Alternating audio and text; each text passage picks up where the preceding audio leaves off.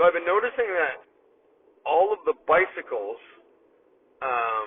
nowadays have lights in the front, like headlights in the front, and I guess they've got tail lights in the back too.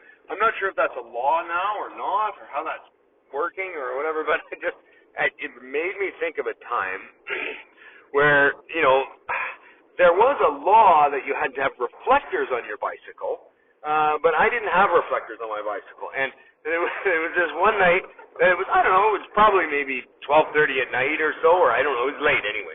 And I was on my way to 7-Eleven. Yeah, there was a 7-Eleven on Yonge Street. So I made my way to Yonge Street, and I was on my bike, and I was going towards the 7-Eleven. And these cops pull up beside me, and they tell me to stop.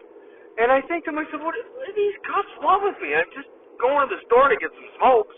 They just leave me alone? Anyway, this is back in 1985. So in 1985, the rules were a little different. I think you did need reflectors on your bicycle, but I didn't think it really mattered, I guess, and it didn't matter so much, but I think they're just kind of looking at this 15-year-old kid at 12 at night going down Yonge Street, and they want to figure out, what's this kid up to?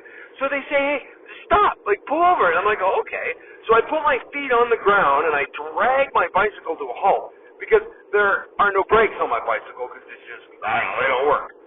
And the other thing was, I guess, that there were no reflectors, and that's really why they pulled me over. But they got a little bit more out of me than they expected. So they asked me, they said, well, did you know that you're supposed to have reflectors on your bicycle? And I said, I didn't know. I'm sorry, I'll put them on. I can do that.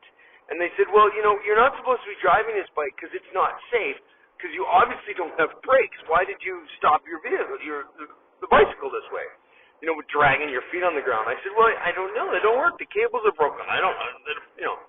And they said, well, that doesn't, you're not allowed to do that.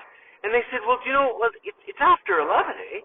And I said, yeah, well, whatever. It's 12. I don't know what time it is, but yeah, I know that. And they're like, well, you're not 18, are you? And I said, no, I'm only 15 or 16. I don't know how old. And then they said, well, there's a curfew. You're not allowed out by yourself after 11 o'clock. And I said, oh, I didn't know. They said, what are you doing anyway? I said, well, I'm just going to the store to buy some smokes. So anyway, that was just too much for them. They're like, well, you shouldn't be smoking. And I said, well, that's my business, isn't it? They said, well, yeah, kind of. Back then, you didn't need to be any age to smoke. I remember when I was 6 years old going to the store to buy cigarettes. So, but that was just a little bit, they're like, well, no, you can't do that. You can't do all of this stuff that you've been talking about. I said, okay, well, I won't. Thank you for the heads up. Can I go now? And they said, yeah, but you can't ride your bike. And I said, well, okay.